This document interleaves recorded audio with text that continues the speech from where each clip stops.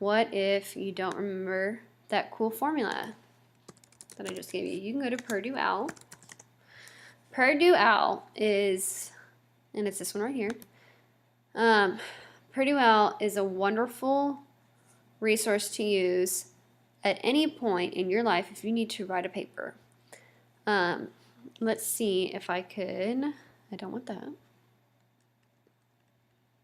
Let's go down, and on the bottom it'll say suggested resources. We're going to go with the MLA guide. But I do want to talk to you for a second about this. MLA is a way that you cite papers, and it stands for Modern Language Association. It's a way that you write papers, and there's a different guide for different subjects.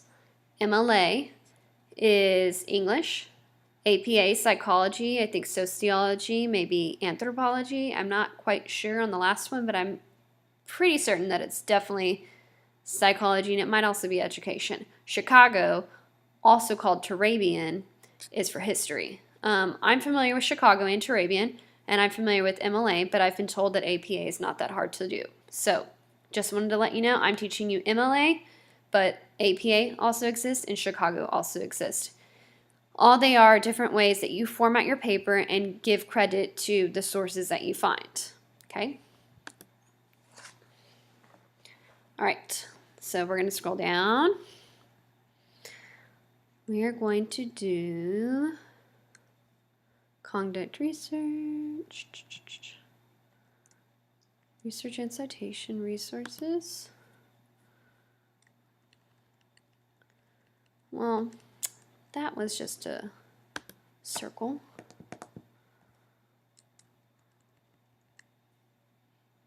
How about I click that? Okay, this is really what I wanted to show you. So it will give you general guidelines, which we'll go over to see things that I've gone over with y'all. 12-point font, Times New Roman, double spaced, okay? But what I really want to show you is this on the side. So it'll go over the works cited page basic format, electronic sources. So let me click on this because my first source is electronic. If I scroll down, and I'm scrolling through it fast because I've done this many times, but it'll tell you the basic style for citing electronic sources, including online databases, and it'll tell you you're going to need these particular things: the author, maybe an editor, article name in quotation marks, title of the website in italics, so on and so forth. Okay. This is if you're citing an entire website. Okay, and this is if you're citing a page on a website. So the difference is, are you citing all of the Poetry Foundation, or are you citing just this page about Emily Dickinson from the Poetry Foundation? The trick to remembering this is, if you have a book, you have pages within a book, just like you have web pages within a website. Okay, so here you are. We have, just like we just did, I would have put my title of my article in quotation marks. There's no author, so I don't put anything there. Just start with the title. In this case, below it, there was an author. Okay. You're going to put your publisher, or however they want to call themselves in the tab, Poetry Foundation. Okay. You're going to italicize it, put a comma.